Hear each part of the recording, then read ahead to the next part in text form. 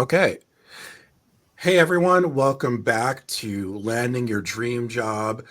This is our series that we go in and talk about different things related to the job search leading up to our live 2-day event, Landing Your Dream Job Bootcamp. It's a virtual summit that starts next week. So we are in the stretch run of getting everything set up. My name is Dan Roth. I'm going to be your host for today. Jen Sethri, who is our fearless leader, is unfortunately unable to be here today, but I have an incredible guest that is here with us today. She's a fellow New Jerseyan, which I always have to give big props to because it means we're going to get along, potentially have some dry humor, and really have a great time. Keri-Lynne Shaw is her name, and Keri-Lynne is going to let her tell you about herself, but just to give you a high level overview, she is the negotiation expert, the person that you go to if you are looking for a raise but don't know how to get it. Keri-Lynne, please, first of all, welcome. I know this is your first time with us in this particular series. Tell us about yourself, what you do, and what one of the things we've really made a habit of during the last couple of lives is what is your why? Ooh, good question. Well, why don't I give you a little bit of background and then see if we can't find our way to my why. I spent 2/3 of my career in sales and marketing. I sold cars to pay for college, fell into HR in the last decade of my career, and realized that it was exactly where I was supposed to be. And realized over the years that my why or my purpose was to help people unlock their potential.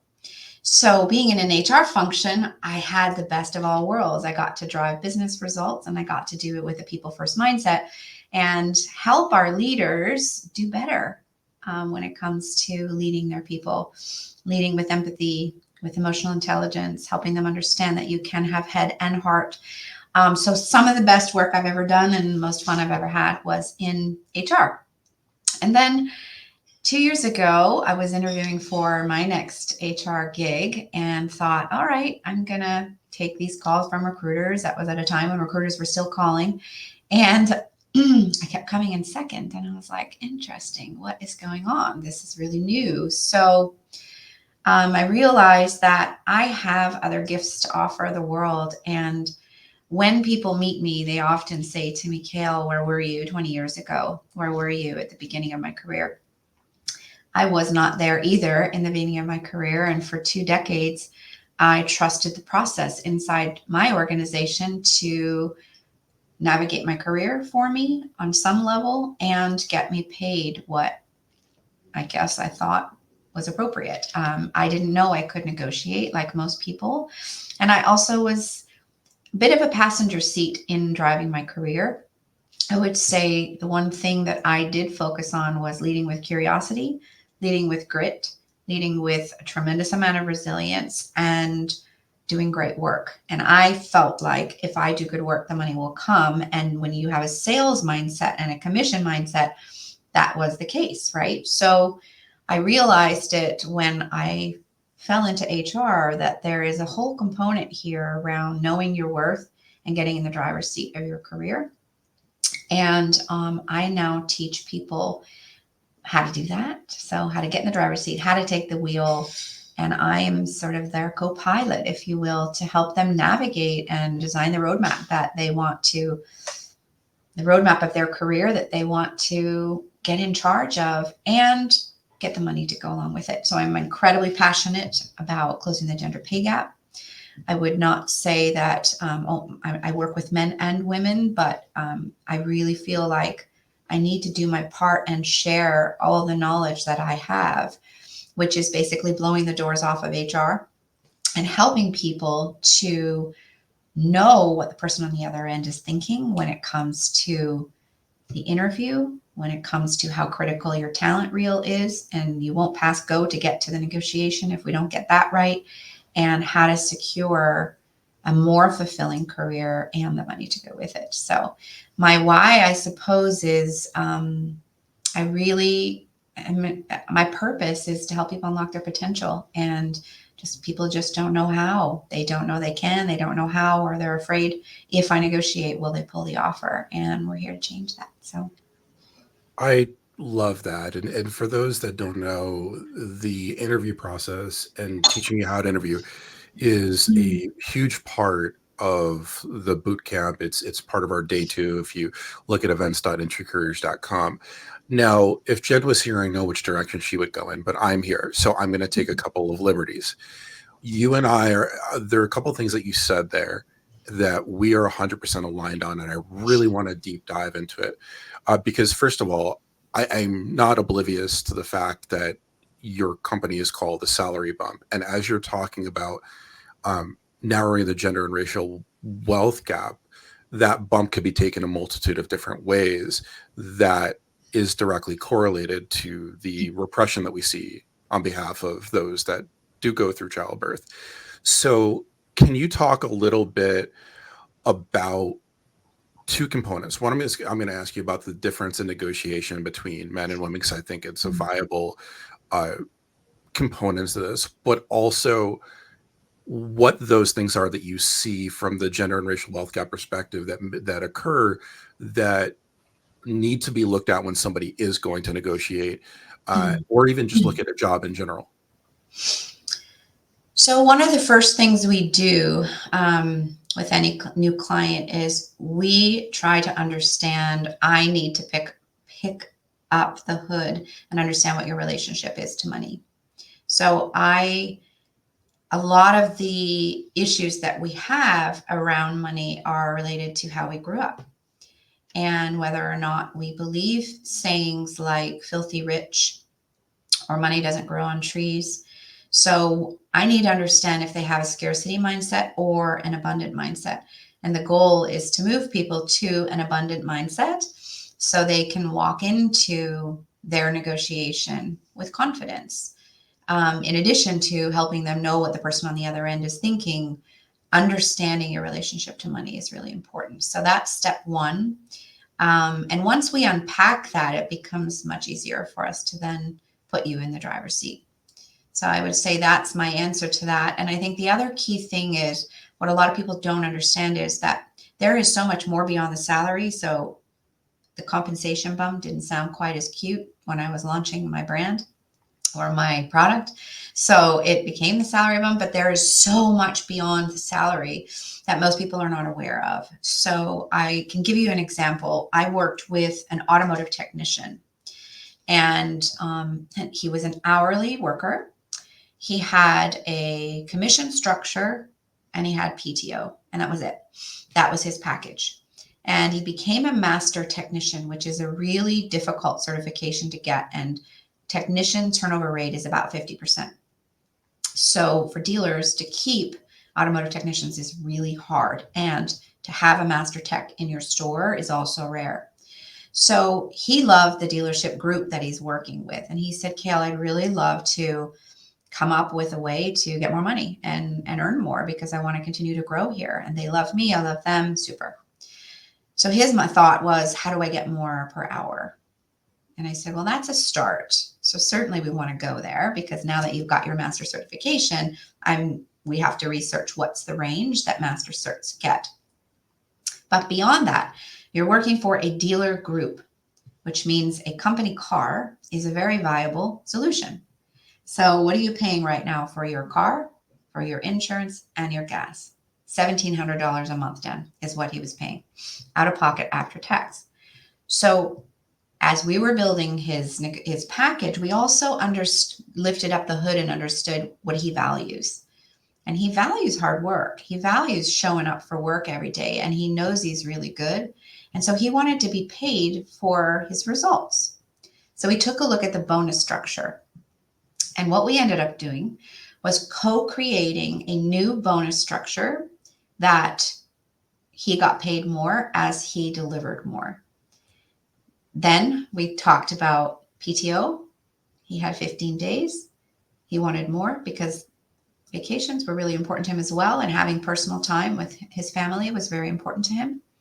So we went in with a pitch on more per hour. We co-created this beautiful bonus program. 3 additional weeks of PTO, which is money in his pocket, right? So that is real dollars in his pocket because he's an hourly paid. Then we got him a company car, insurance and gas we put on the table. And last but not least, we got him and his wife's health care paid for, which was $1,000 a month. So what we got him was significant. And I say this because most people don't see beyond that. And when you get an offer, and I've sat in the chair, I've made thousands of offers in my career, you get what the salary is, potentially what the bonus is, and PTO, maybe equity, depends on the size of the company that you're working with and the level that you are. And that's all HR gives you. HR doesn't tell you if there's personal development stipend, home office stipend. There are so many factors. Childcare, perhaps they do that. Tuition reimbursement, perhaps they pay tuition that you, if you have student loans, they might pay that. So there is a long list of things that people just aren't thinking about to include in their package or to ask about. And when you're asked, what are your salary expectations? People back themselves into a corner because they answer the question the wrong way. And they answer it based on, well, here's what I'm currently making. And they give a dollar amount, or they just say a dollar amount, even if it's not what they're currently making. And that is the biggest mistake people make. So part of what you will learn in this boot camp is how to answer that question properly, how to have a win-win conversation around money and your package, and have it come across that this isn't the only thing that's important. Obviously, making an impact, and we got this far. You want me, I want you, rock and roll. Let's make a deal. And to create a win-win environment and not have this combative approach, which when you think of negotiation, when I think of negotiation, I think of attorneys. I think of there's a winner and there's a loser. That is not what this kind of negotiation is, because the goal from my seat as an HR leader is to make you feel valued, because you're now joining our organization. So if I'm coming in it with a win-lose scenario, I'm pretty sure that's not an organization you want to be part of. It is a mutual dialogue that we land so everybody feels valued. And that is the work that I do with my clients. Okay, so I have to pause for a second because of how much you just put out there. And I want to give everybody an opportunity to sort of internalize that, because what you just provided is tangible advice. And let's be real, on these platforms, there's a lot of talk, there's not a lot of tangibility. So I appreciate what you said. I want to share something with the audience, but before I do, you mentioned researching what you should be making. I put out salary.com and levels.fyi in the chat. Are there any other sites that you recommend for people to look in? You want me to share all my secrets, Dan? Only if you want to. I mean, that's up to you. So yes, there are so many, but my favorite tool is Salary Navigator on ChatGPT, because it will pull multiple sources for you. So depending on the level, it might pull from Korn Ferry, it'll pull salary.com. There's many, many, many, many sources. And it's a simple Google search for you to figure out what those sources are. But getting grounded to the salary range is so critical, because a lot of people, I shouldn't say, we haven't normalized the conversation around money, Dan, right? We don't go to a cocktail party and be like, so what do you make? We have to start normalizing the conversation so that we get an understanding. The hard part is every company has a different comp philosophy, if they even have one, depending on the size of the company, whether it is a startup, whether it's a mid-size, whether it's a big size, you don't always know. So to get grounded, that's why the range is so important, to get grounded to that. It helps you to have a greater understanding. And I will also say some companies will post, depending if they're in one of the states that's required, but I don't buy those ranges.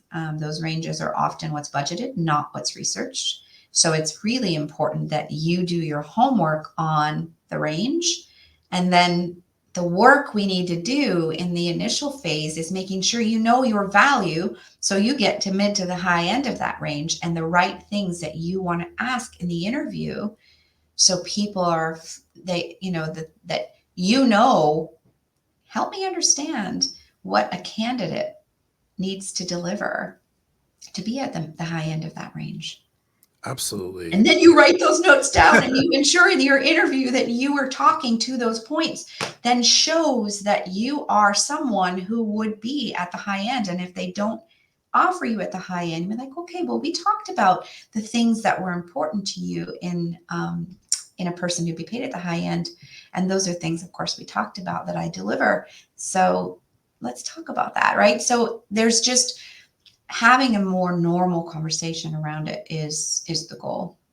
So I want to provide everybody a couple pieces of information, and then we do have some questions in the chat that we'll get to in a second. But first of all, when a lot of these companies are doing this, Keri-Lynne mentioned that they haven't done the research.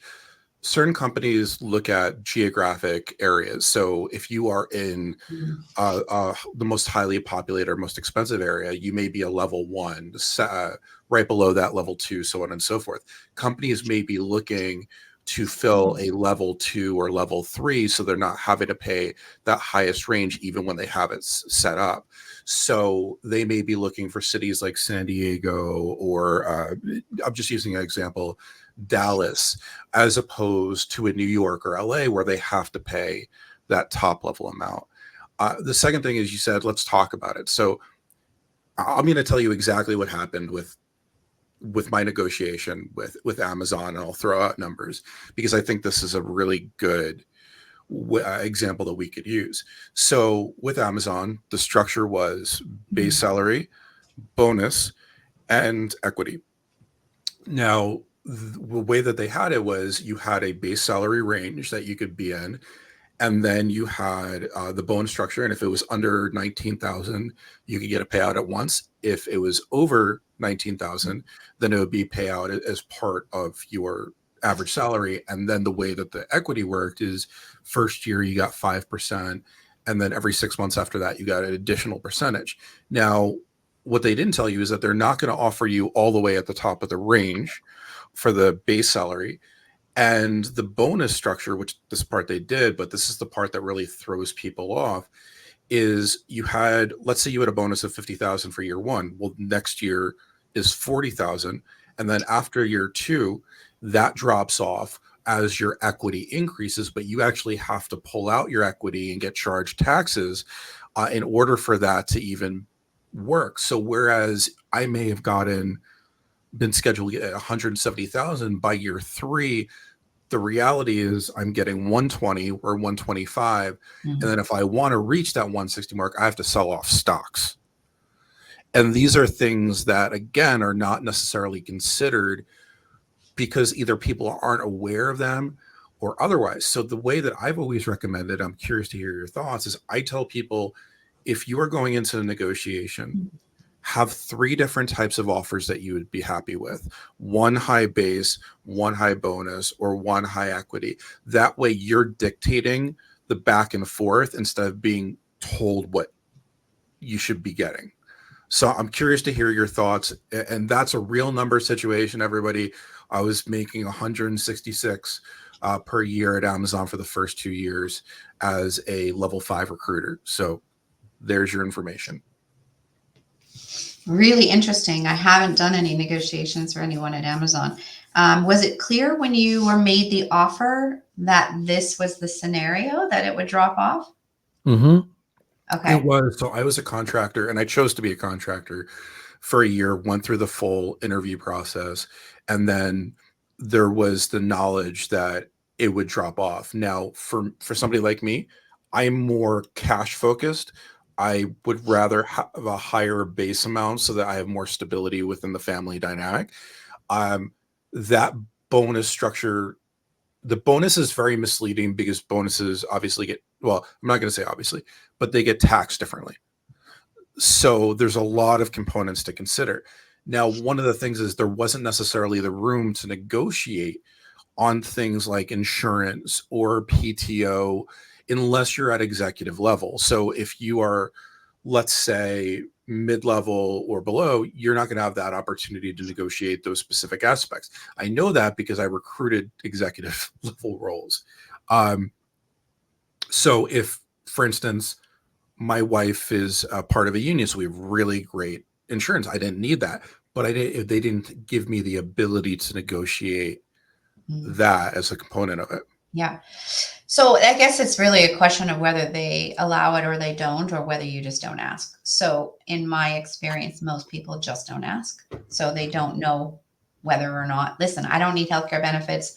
Do you know what it costs for an average employee to offer benefits? If so, can we talk about including that in my salary?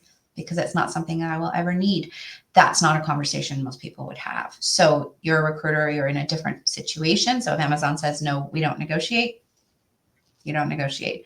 But my experience is that clients are just not asking. They're not asking. They just don't know what all those levers are, or they just get nervous. So um, knowing the full package obviously is super important, and understanding what this drop off situation is and the tax implications of then having to sell off your equity. That's part of doing your homework and being educated on what the offer is. Again, I think a lot of people get so excited. I want the job. And in this scarce mindset market right now, people are in more of a desperate situation. And so they're saying yes to things that perhaps if they had done their homework, they wouldn't say yes to. You asked, Keri-Lynne, sorry, really, really quickly, and I don't mean to interrupt, okay. but Andrew was actually asking, because you brought up the scarcity mindset, can you have an abundance mindset yet be in a scarcity situation? Of course, absolutely. And that's part of the work you do, inside your own head, working with a coach, helping you with your mindset, helping you get grounded so you don't end up being in a panic situation. And look, I think that the goal is to just make conscious decisions. And if it's a conscious decision that I'm going to take this, I have an abundant mindset, but I need for my house not to get foreclosed on. So I am going to take this role as a temporary function while I still look. So as long as it's conscious, I fully support that everybody has a different scenario and different needs. And I realize I interrupted you because I wanted to make sure we got that in, but I know that you were going towards another area when I interrupted you. Yeah, I'm you sorry. had asked me about your recommendation of saying go in with 3 scenarios. I always want to make sure that clients know what the total comp picture is. That again is market based, and also them knowing their value and what they would be really happy with. So my 3 scenarios are the what I'd be happy with, what I would be very happy with, and what I'd be over the moon with. And our goal is to get you over the moon.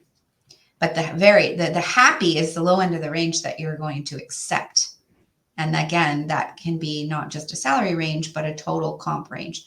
So we only talk in total comp because you're going to flow through those different levers, right? But you said something else interesting.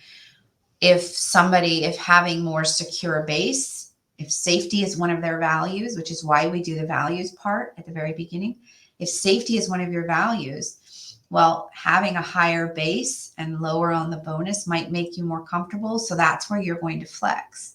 If you're more comfortable on, I'm going all in, I believe so much in this company, I believe in myself, I'm going to rock and roll, I'm okay with the base being lower, and I'm going to take that risk. Again, that's a conscious choice, but it's really based on you. And so that's how I approach it. But to your point, going in, knowing what those levers are and then knowing what that total comp picture is. I give all of my clients a one pager that lists their current package.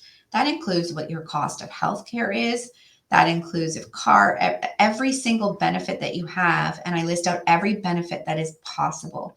So we can do a side-by-side comparison, because people will get a bump in salary, for example, and not have asked about the cost of healthcare. And unlike you, not everybody has that, right? They don't need to worry about it. Well, guess what? Your whole salary bump could just go right now to the toilet because your cost of healthcare just increased. And in my career, Dan, not one person has ever asked me for the cost of healthcare. Good HR gives it to you proactively and explains what the cost per month is. But no one has ever asked me for it. It's not something that's front of mind for people. So I would just really hate for you to throw away the bump that negotiating by now increasing your cost of healthcare. No, absolutely. You bring up a really great point, and I love how detailed you are about it. So I have two questions for you, and then I want to go to some more questions from the audience, and then we're going to go Sure. through the boot camp just to give everybody a lay of land as far as expectations go. So one of the hot topics lately has been the RTO mandates that are starting to be implemented. Yeah. From a negotiation perspective, is remote work something that you feel is realistically able to be negotiated into an offer? Heck yeah.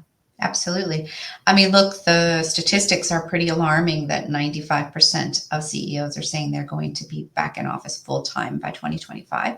I'm super alarmed by it. In fact, I had a call from a recruiter today about a chief people officer role, which I'm not, entirely interested in going back into corporate. I love Yeah. what I'm doing, but I thought, I'll take the call. Maybe someone in my network. And she said, okay, I live in northern New Jersey. The job is in Brooklyn, and that it's mandated that everybody needs to be in Brooklyn 3 days a week. And I was like, listen, I've done the commute to the Empire State Building for 4 years, 3 hours door to door. I am not interested in adding another hour each way for me to get to Brooklyn. So the answer would be an absolute no. But I said, what I'm even more intrigued by is why, when you came out of the pandemic, why back in office? Why 3 days a week? And how is that improving your business? She couldn't answer the question. She didn't ask it. If there isn't a why behind it, your people do not want to be part of it. So I want to work, if I were to go back into corporate and the fractional work that I do, I want to work with CEOs that have intentionality behind the decisions that they make. And when it comes to return to office, that's one of them. So if I have a team of 10 people and I tell them 3 days a week, come in whenever you want, it's fine. And we're all randomly in and out, we're not improving our teamwork. We're not improving our connection. We are not being intentional about the time that we're spending together live in person. So if that's not part of the thought process, that's a company that doesn't really intrigue me. Now, I understand candidates are in situations where more and more companies are wanting people to be back in office. And if remote is something that's really important to you, it's part of your values, again, that we do at the beginning, well, then you are not going to be attracted to companies who are forcing you in office 5 days a week or that don't have intentionality behind it. So it's more about you really understanding what lights your fire, what really is going to inspire you to do your best work. And if remote is one of them, then you're going to have to understand that those will be less jobs that you're looking for. And if you're okay to be in office, then you can say, listen, here's where I live. Is there flexibility that I come in 2 days instead of 3 days? That would really mean a lot to me. I think I can be just as productive or more productive being from home. I would say 100% yes to negotiate that, because it's, from me as a modern HR leader, an easy gift, an easy win that costs me zero, but costs me a lot of fantastic goodwill from my people. But that's a modern HR with an HR leader that understands how important this is for people. If I'm working in a company where it's nope, 3 days a week, 4 days a week, no, we're not discussing this. You're going to have less likelihood to have that flexibility. But always ask, absolutely.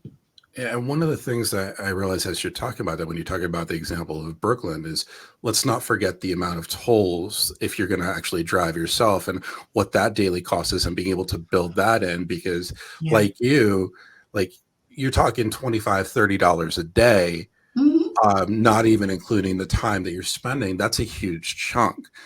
I Listen, everyone, if you want my personal opinion on the return to work mandate, take a look at my post from last night. This is what Keri-Lynne just did is so much nicer than I'm willing to get, in my opinion, on this. All I'll say is I believe that return to work mandates are a form of corporate weaponization. Um, but if I get into this, that's going to be a different conversation. Before we get into the question, I have one other thing I wanted to bring up because you brought it up earlier. It's something that is part of my everyday work and something I'm extremely passionate about, yet I don't get to talk to a lot of people about it. So I'm taking this opportunity. Narrowing the gender and racial wealth gap.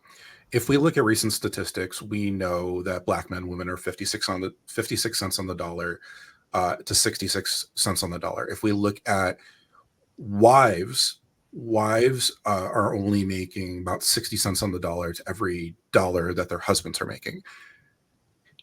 I understand this is a loaded question, but from a negotiation standpoint, from a strategic standpoint, from a coaching standpoint, how do we start to realize and then narrow that gap? Everybody has to do their part, Dan. So it starts with organizations getting serious about it and having a true compensation philosophy. And every role that I've ever taken over as a chief people officer, the very first thing I do is an equity analysis, and we right the ship. I don't know how many HR leaders are doing that, because every time that I've done it, it has been a mess. So does that mean that previous HR leaders didn't have that as a priority? I don't know. And I'm not saying that everybody gets a raise inside the organization. We have to be thoughtful about how we do that. But doing an equity analysis is extremely important, because it goes a long way in building trust with your employees as well, right? So that's step one. Step two is, I'm a big proponent of coaching people on how to get in the driver's seat. Nobody's just rarely will they tap you on the shoulder and say, oh, we made a mistake on your salary, so we're just going to give you a raise to get you where you need to be. That's not happening on the regular. So until that starts happening, we can't depend on our company to do right by us. I hope they are. The companies that I worked, we did. But you can't wait for that. So get in the driver's seat and start asking, and start negotiating like a man. Stop not applying for the job because you don't hit 100% of the requirements. Start asking, knowing your worth, first of all, and start asking. I will tell you, the statistics of people that don't ask are alarming. It's 50%, less than 50% of people, that includes men and women. And it's less than a third of women that are asking. So if every woman just started asking, we would close the gap. The thing I keep going back to as you're talking is how empowering you are. And I'm not saying that to blow up your ego. I'm saying it because first of all, we don't see a lot of women talking about this, because there's a certain decolonization that is still occurring and peeling back those layers of generational trauma that leads to not asking. And then when we look at the return to work, and we look at these items like I'm going down a path, but I saw we have extra time, so I'm cool with that. When we look at all these different items, it's a lot easier to say you need to speak up than it actually is. And even, I mean, this goes into, the uneven dispersion of emotional labor in the workplace. From a tactical level, it goes into the fact that the pandemic and remote workforces removed a lot of the visible bias that occurred from women that may be pregnant, because it wasn't visual every day, or menopausal or period. These are all things that we don't necessarily talk about, but are very much face bias within the corporate in-person dynamic. So as we talk about this return to work, as we talk about the negotiation, we're also talking about the return to trauma for a lot of individuals, and that has to be taken into account. If you are going to say, I have to return to work, then you need to pay me not just for what my salary is, but for what I'm going to have to go through from a mental health perspective. If you're willing to go through it, right? So I think, you have mental health behind you.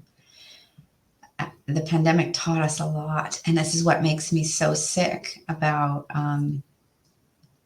CEOs pushing everybody back to office. It's really It's really saddening to me that I recognize that we're in this shareholder culture of every 3 months, every 3 months, every 3 months, and it's a very easy lever for CEOs to pull. Like, oh, we had a rough quarter, so yeah, we're going to bring everybody back into office because that's the problem. That is not the problem, friends.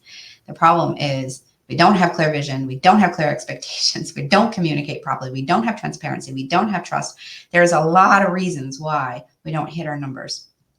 And it's deeply troubling to me that that's the lever that keeps getting pulled. And then the next quarter and the next quarter and the next quarter, once they pull that lever and it still doesn't go up, they're not going and saying, oh, we made a mistake. Maybe it really wasn't about people coming into office. So you said I'm nicer than you, and you said that we're both from New Jersey, but I'm actually Canadian. So Yes, I I will know. always take this slightly, yeah, less. Yeah, I want to be really aggressive about the situation because it's maddening.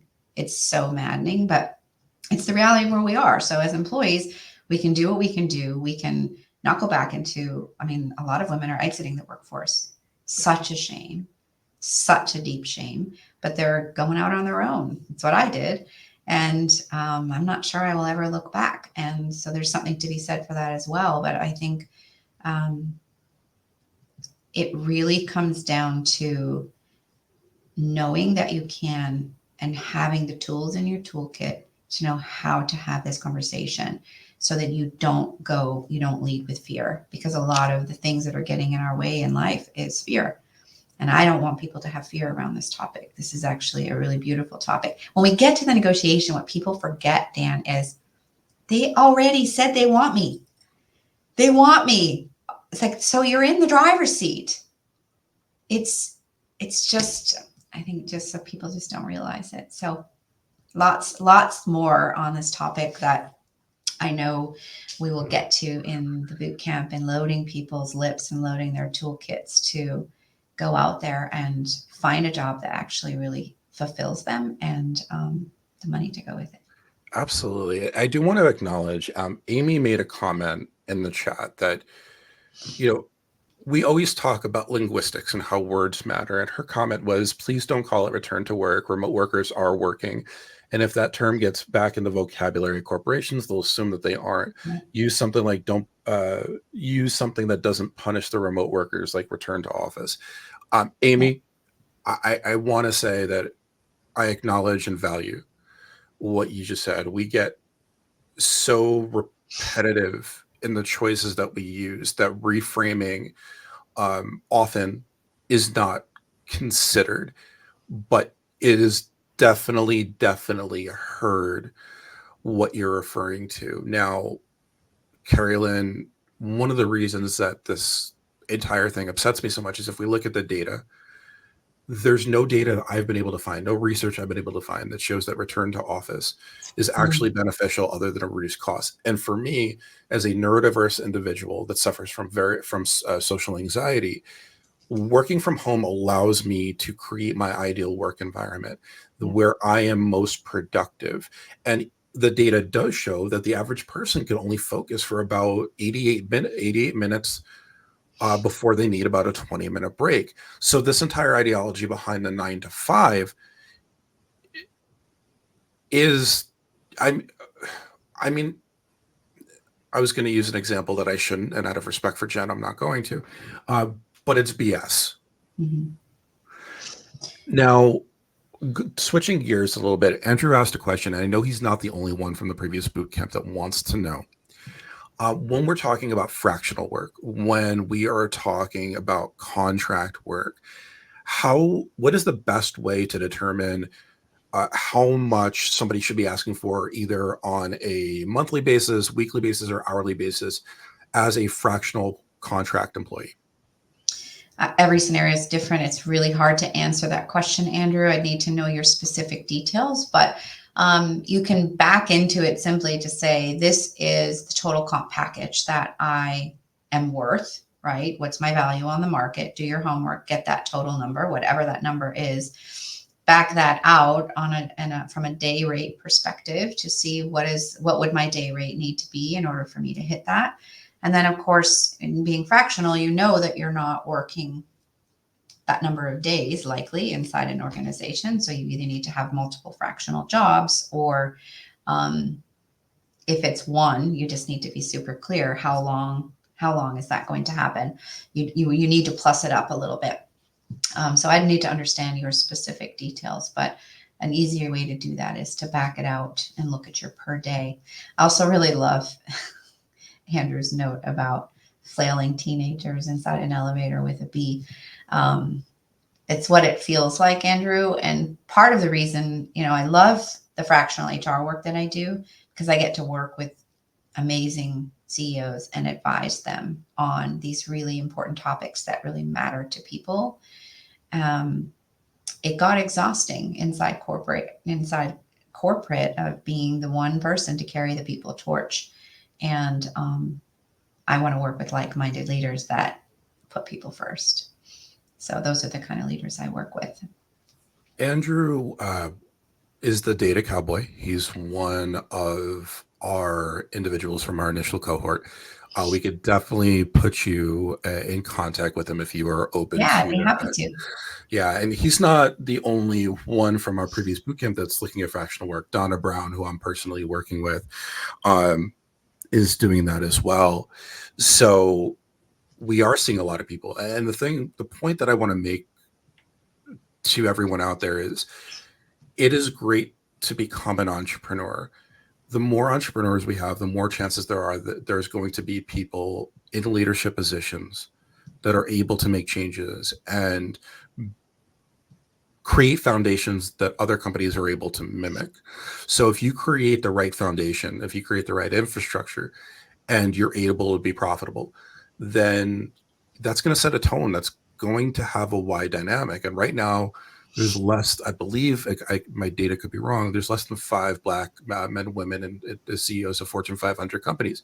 But the more entrepreneurs go out there, the more opportunity that they have to make something big and create change.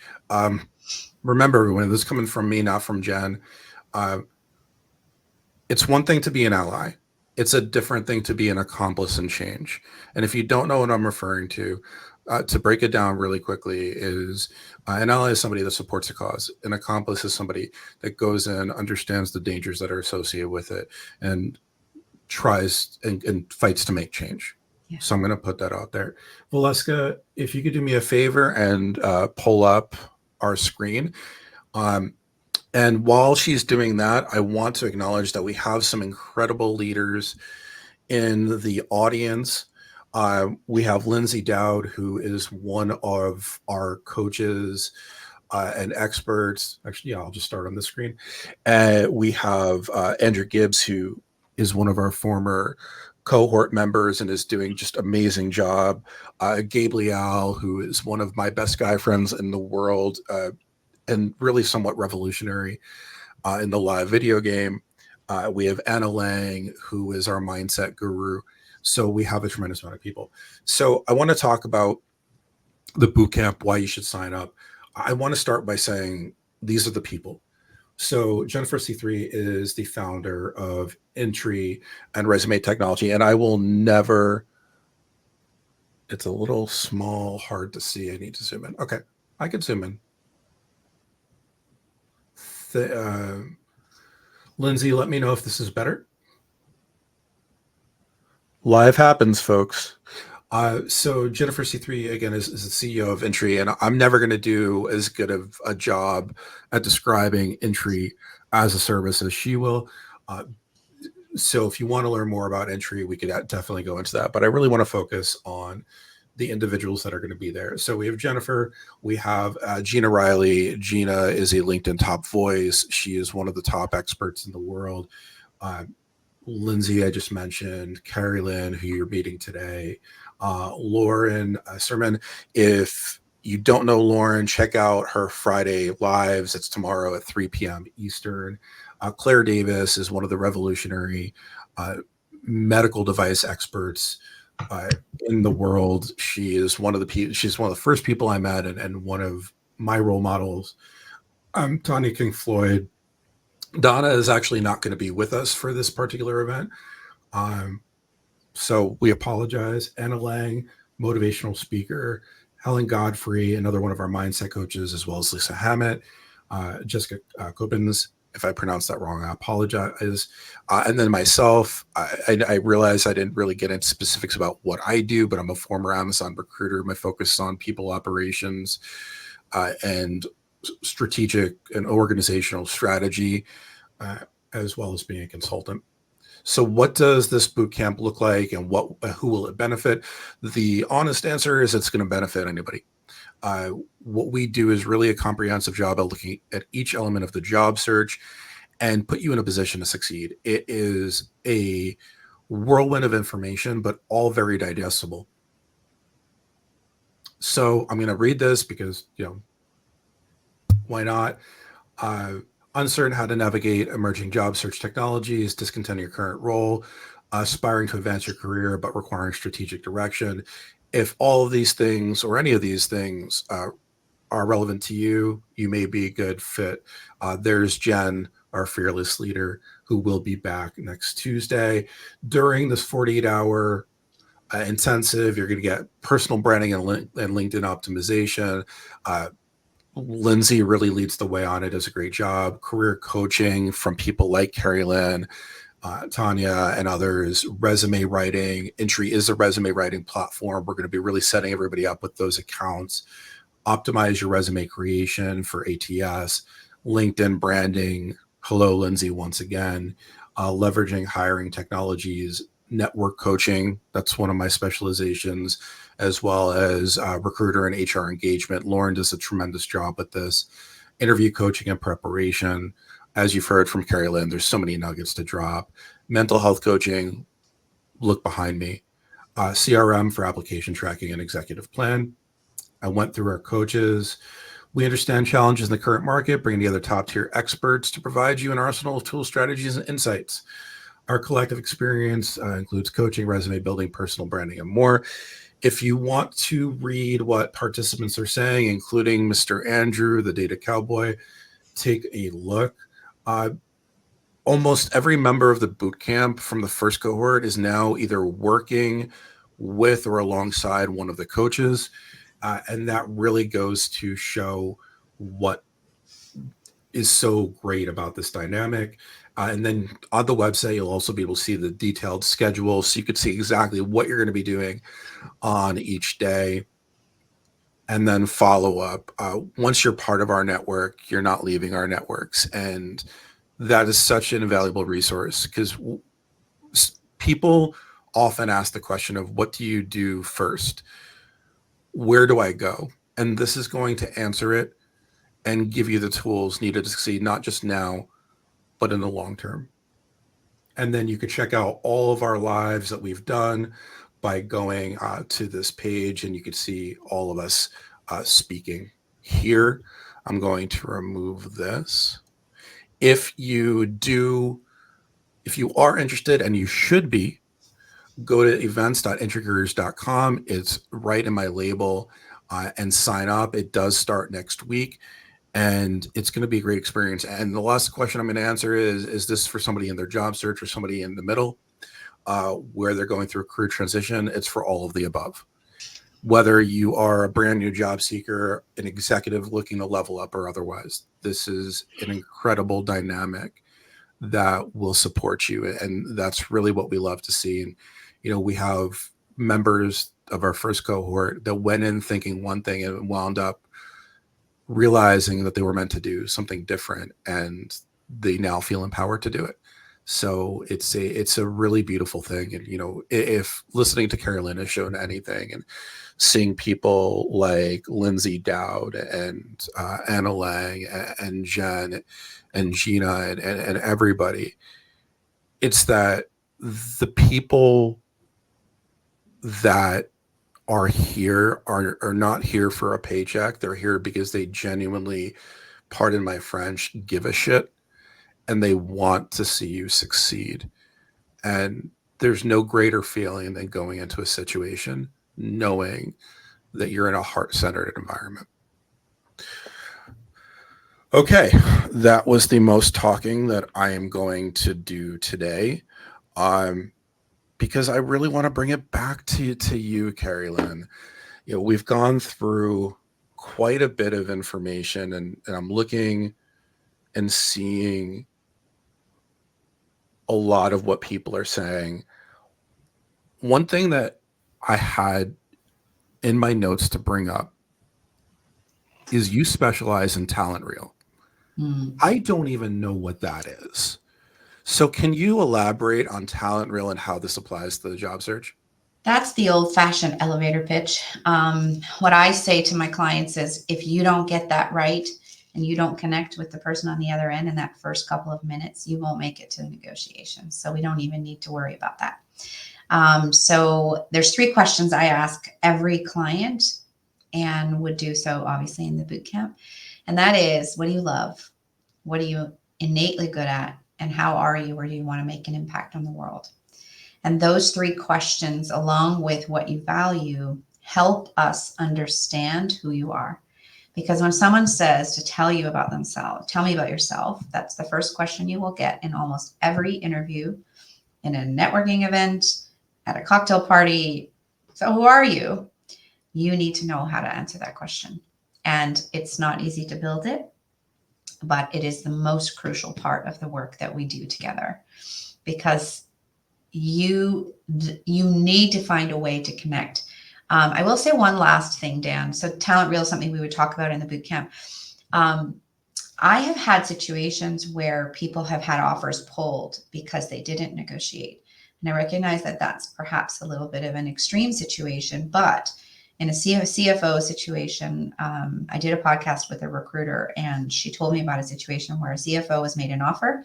She accepted without negotiating, and then they rescinded it 24 hours later because she didn't negotiate. Don't underestimate the fact that if you are going for a sales role, a leadership role, client facing role, client relations role, so many functions you are required to negotiate. And the person on the other end wants to see how you're going to do that and how best to show that, then negotiate for yourself. So, how you show up to that is more crucial than you realize. So I found myself shaking my head, assuming I knew what you were going to say. And then I realized I had never heard of that before. And I'm like, wait a second. That's crazy to me. It makes sense, Mm. but that's crazy that somebody would get it pulled. Um, Speaking of getting things pulled, because this is a good lead in, with the amount of people still searching for work, and you mentioned that before about you're getting the offer, they clearly have chosen you. If you negotiate too hard in the state of the market where there's so many people out there that are searching for work of high quality, Mm. is there more of a risk now than there was 5, 6 years ago to have an offer pulled if you negotiate too much? It's a really hard question to answer, Dan. I think there's an essence in how you want to show up in a negotiation that is not negotiating too hard. It's planting the right seeds. It's having the right conversations at the right time around what the comp philosophy is, around the package. Um, you want to be smart about the negotiation. You want to be non-emotional about the negotiation. You want to make it factual, but not aggressive. So in any environment, I think you need to be thoughtful about that. And you need to know when to pull back if it starts not feeling right. Um, I, I I can't answer that question. It's really hard for me to answer because my heart tells me no. That negotiation is negotiation, regardless of how tough the market is, and that's a scarcity mindset. So I don't want you walking into an interview with a scarcity mindset. Just like there's a scarcity mindset around how terrible the job market is. I don't want people with that thought process. Joining this boot camp helps you propel forward and gives you all the tools and the confidence you need to be able to go out there with the right mindset as well as the toolkit. And that's ultimately the goal. I don't want people thinking about those possible scenarios. I want you to go in and be you and be thoughtful and get what you deserve. Yeah, that's a great point, and I think the scarcity mindset is it, it's hard to get away from sometimes, and in full transparency, something I struggle with. And I think that's part of the grind when it comes to searching for jobs and figuring out how to reframe things so that in spite of potential negativity that you could still remain positive. Uh, okay, I'm going to take a deep breath. Before we go, I want to acknowledge a couple things. One is Valeska Silva is our person behind the scenes. She is the right hand within Intry. She puts everything together, creates the materials. We would not be here without her. She's going to yell at me, and well, not yell at me, but she's going to. She's going to yell at me privately about because I always embarrass her. But tremendous human being. I want to thank Jennifer Sethri, our fearless leader, for trusting me to be here today and fill in, frankly, shoes that I have no business trying to fill. Uh, One of the things that I think is common throughout the conversation that we've had here today, but hasn't necessarily been directly said, is how important and how critical mental health is when it comes to all of this. Because whether we're talking about the gender and racial wealth gap, whether we're talking about the negotiation strategy, every single bit of this takes has a place, an emotional toll that is going to take. And as we enter the final day or two of the week, I have to remind everyone, whether you are a job seeker, whether you're in a current role, please take care of your mental health. It's the most important thing you could do for yourself. And if you do need help, if you need support, please seek it out. We are, whether it's me, whether it's somebody else, or whether it's friends or family, don't stay quiet. That's a personal request. Next week, we are going to be back on Tuesday. I believe Jen will be back at that point. And if you are interested, feel free to reach out to us. Feel free to go to events.intrycareers.com. Lindsay has put it in the chat.